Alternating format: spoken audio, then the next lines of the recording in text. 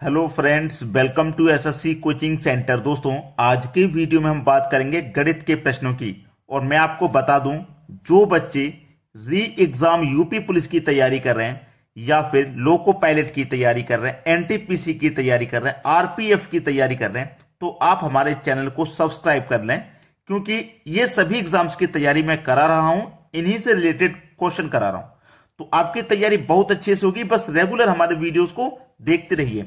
और वीडियोस को टाइमिंग जिन बच्चों को नहीं पता है मैं बता देता हूं कि सुबह के 11 बजे हमारा वीडियो आएगा, दोपहर के 3 बजे वीडियो का टाइम है, और रात को 8 बजे भी वीडियो का टाइम है। यानी कि एक दिन में आपको 3 वीडियो मिलेंगे, जिससे कि आपके एग्जाम की तैयारी बहुत जल्दी और बहुत अच्छे से हो जाए। ठीक है, तो चलिए स्टार्ट करते हैं। पहला प्रश्न है, मीना और उसकी माता की आयु का अनुपात 3:8 है। दो व्यक्ति हैं, एक मीना की माता, दो व्यक्ति हैं, इनका अनुपात है 3:8। उनकी आयु का अंतर है 35 वर्ष। एक बात हमेशा याद रखना कि जब आपको अंतर दे दे तो आप अनुपातों का भी अंतर करें, योग दे दे तो अनुपातों का भी योग करें, गुणनफल दे दे तो अनुपातों का भी गुणन करें। यानी कि जो वैल्यू आपको दी जाए अनुपातों की वही वैल्यू आपको निकालनी है। अब ये आपके पास अंतर है तो आप अनुपातों का भी अंतर करिए, तो 3 और 8 का अंतर आ जाएगा 5। तो इस अंतर में अनुपात के अंतर से डिवाइड कर देंगे। 5 से कटाओगे 5 सत्ते 35, 7 बार में चला जाएगा। अब 7 का मल्टीप्लाई 8 में करोगे तो 7 अट्ठे 56, और 7 का मल्टीप्लाई 3 में करोगे तो 7 त्रिका 21। ठीक है, उसने पूछा क्या है, 4 बरस बाद उनकी आयु का अनुपात क्या होगा 4 बरस के बाद में। ये तो वर्तमान आयु निकल के आ गई दोनों की। उसने बोला 4 बरस के बाद में, तो 4 इसमें भी जोड़ेंगे और 4 इसमें भी जोड़ेंगे।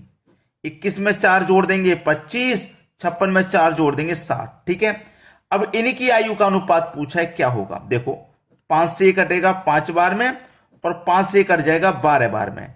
तो आपका जो अनुपात हो गया 5:12, जो कि पहले ऑप्शन में। उनकी आयु का क्या अनुपात होगा, 5:12 उनकी आयु का अनुपात हो जाएगा। सभी को समझ में आ गया सवाल। चलिए अब देखते हैं अगला प्रश्न। अगला प्रश्न है, एक भिन्न का अंश उसके हर से 4 कम है। देखिए, प्रश्न की भाषा को सबसे पहले समझना जरूरी है, वरना आप गलत दिशा में जा सकते हैं।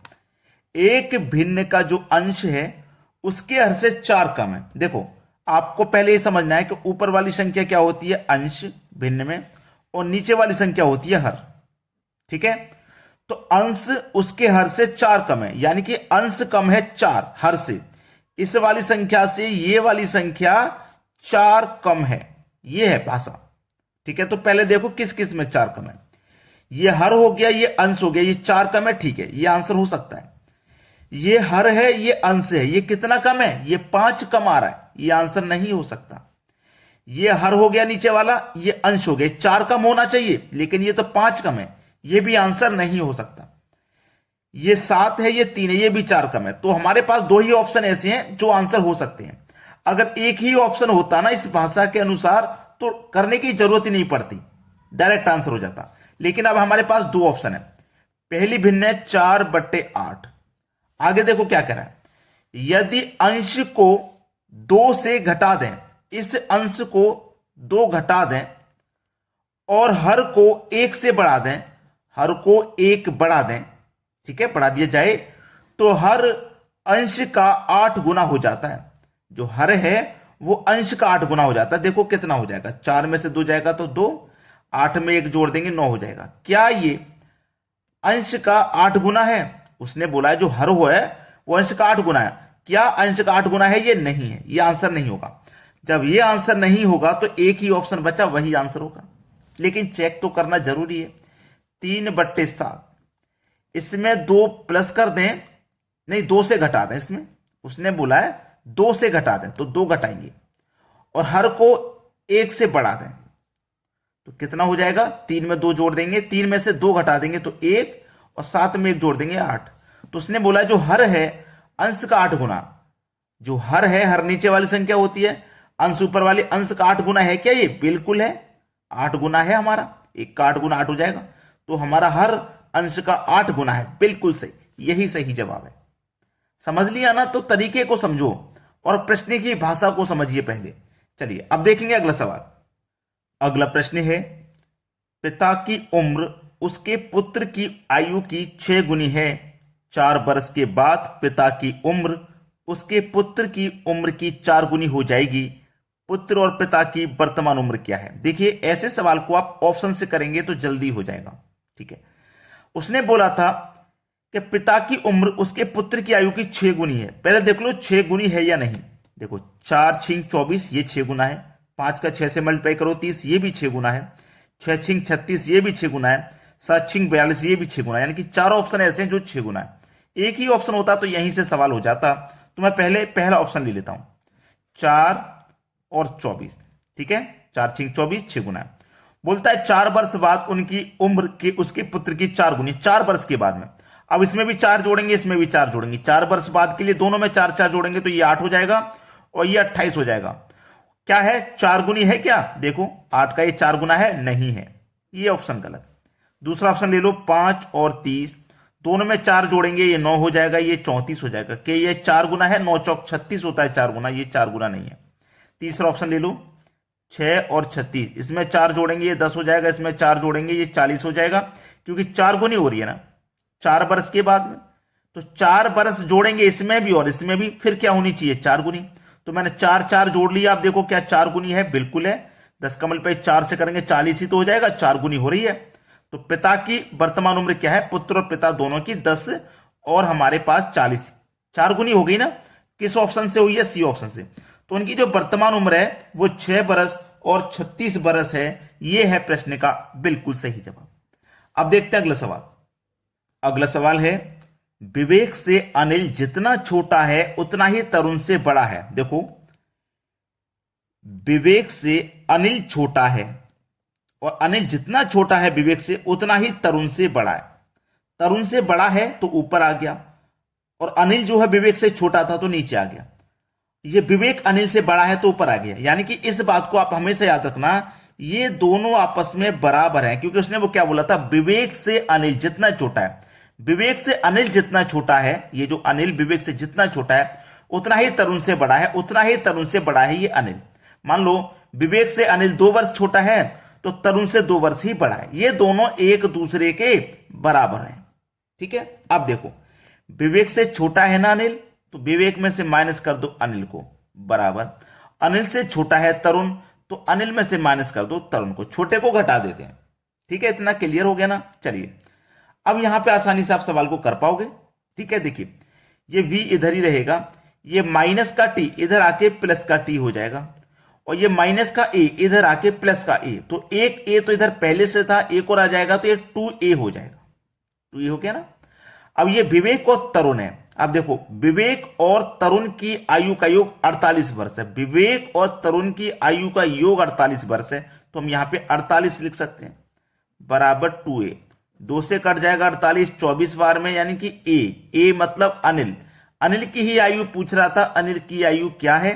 अनिल की आयु हो जाएगी 24 बरस। यानी कि डी ऑप्शन प्रश्न का बिल्कुल सही जवाब है। बहुत से बच्चे मैंने देखे हैं इस प्रश्न को लेकर परेशान होते हैं, सोचते हैं पता नहीं कैसे होगा। तो आज के बाद तो कंफ्यूजन क्लियर ही हो गया होगा, कोई कंफ्यूजन नहीं होगा। इस टाइप का एक और क्वेश्चन देख लेते हैं जिससे कि आसानी से समझ में आ जाए। चलिए अब देखते हैं अगला प्रश्न। अगला प्रश्न है, समीर पंकज से उतना ही छोटा है जितना कि वह रमेश से बड़ा है। देखो ये जो समीर है ना, ये समीर पंकज से छोटा है, पंकज से उतना ही छोटा है जितना कि वह रमेश से बड़ा है, जितना ही कि वह रमेश से बड़ा। ये जो समीर है ना, ये पंकज से उतना ही छोटा है जितना कि रमेश से बड़ा है। तो ये आपस में क्या रहेंगे? बराबर। यानी कि जितना पंकज से छोटा समीर है उतना ही समीर से छोटा ये रमेश है। तो पंकज से छोटा समीर, तो पंकज में से माइनस कर दो समीर को, बराबर। समीर से छोटा रमेश, तो समीर में से माइनस कर दो रमेश को, बड़े में से छोटे को घटा देते हैं। ठीक है, चलो इधर कौन है? पंकज। अब देखो ये माइनस का आर इधर आके प्लस का आर, एस इधर ही रहेगा। ये जो माइनस का एस है इधर आके प्लस का एस, तो एक एस तो पहले से है, ये भी इधर आ जाएगा तो 2s हो जाएगा। ठीक है, देखो यहां पे देखो, समीर की आयु 20 बरस है, समीर की आयु, ये क्या रख दिया मैंने 2s है, ये 2s है, ठीक है। समीर की आयु 20 वर्ष है, इस समीर की जो आयु है 20 वर्ष है, तो P + R बराबर 2 × समीर की जगह आप 20 लिखोगे, ठीक है, 20 वर्ष है। तो ज्ञात कीजिए पंकज और रमेश की आयु का योग क्या है। पंकज और रमेश की आयु का योग आसानी से ज्ञात हो जाएगा, पंकज और रमेश की आयु का योग आसानी से ज्ञात हो जाएगा, 2 का मतलब 20 में करेंगे 40, तो पंकज और रमेश की आयु का योग क्या हो गया, 40 वर्ष हो गया। ये आंसर आसानी से आपको मिल गया। क्लियर है ना सभी को। चलिए अब देखते हैं अगला प्रश्न। अगला सवाल है 73 + 82 बराबर 62। ये बात आप अच्छे से जानते हैं कि 73 में 62 जोड़ेंगे 62 नहीं आएगा, लेकिन लॉजिक एग्जाम में क्या मिलता है, लॉजिक ढूंढिए, लॉजिक को पता कीजिए। आपने जो पढ़ाई की है उस पढ़ाई का इस्तेमाल कीजिए। यहां पे सोचिए आप कहां तक सोच सकते हैं, वो उसी सोच को तो देखना चाहता है एग्जामिनर।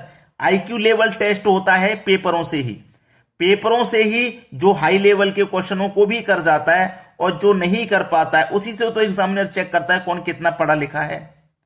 ठीक है ना, समझ रहे हो ना मेरी बात को।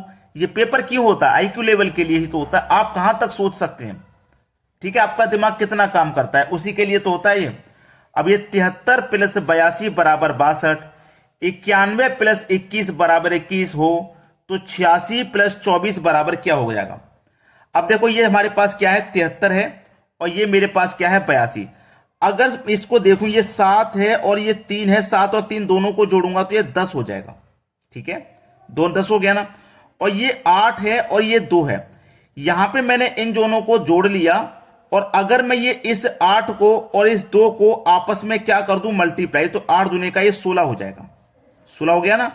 अब इस 10 को और इस 16 को जोड़ेंगे तो कितना हो जाएगा 26, लेकिन आपको कितना चाहिए था 62, तो इस 26 को आप रिवर्स करके लिखेंगे यानी कि पलट के लिखेंगे तो आपको 62 मिल जाएगा।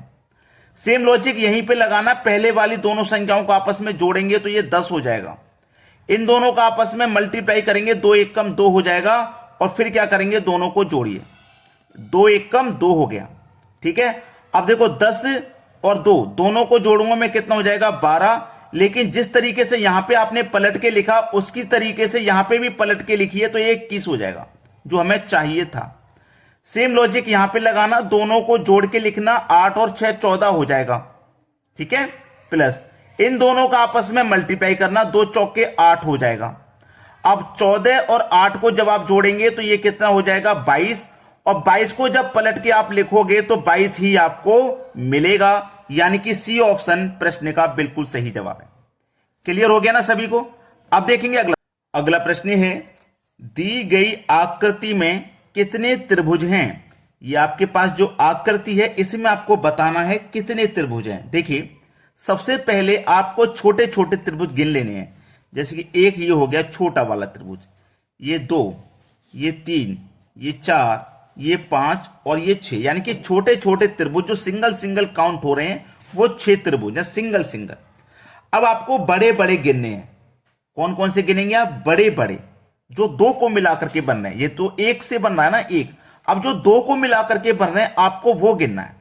तो देखिए आप देखो यहां से काउंट करना ऐसे करके, एक ये वाला बन गया, दोनों को मिलाकर के बन गया ना, एक ये वाला 2 को मिलाकर के इधर, और एक ये मिल गया 2 को मिलाकर के, एक ये बन गया, तो इधर कितने बन गए आपके 2।